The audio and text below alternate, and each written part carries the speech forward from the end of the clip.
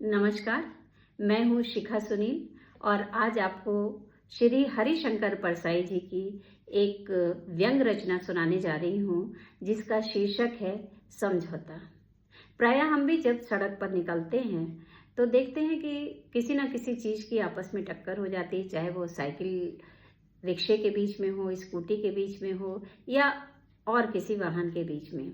तब हम देखते हैं कि आपस में जो लोग भिड़े हैं वो एक दूसरे का हालचाल जानने के बजाय एक दूसरे से लड़ने को आतुर हो जाते हैं। तो ऐसी ही एक घटना पर आधारित है श्री हरिशंकर परसाई जी की व्यंग रचना। तो आइए सुनते हैं।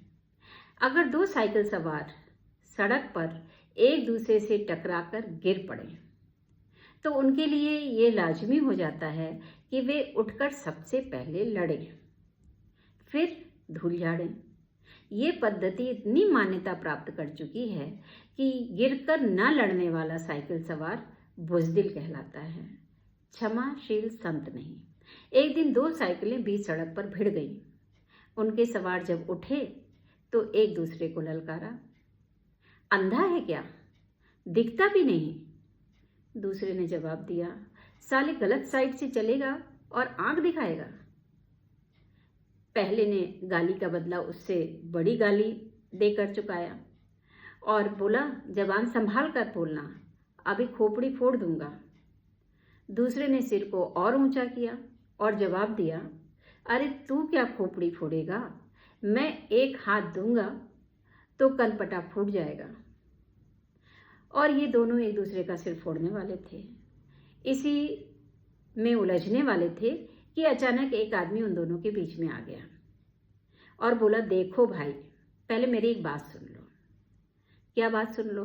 पहले मेरी बात सुनो और फिर लड़ लेना, जो तुम्हारा मन है वो करना। देखो, तुम इसका सिर फोड़ना चाहते हो और ये तुम्हारा सिर फोड़ना चाहता है।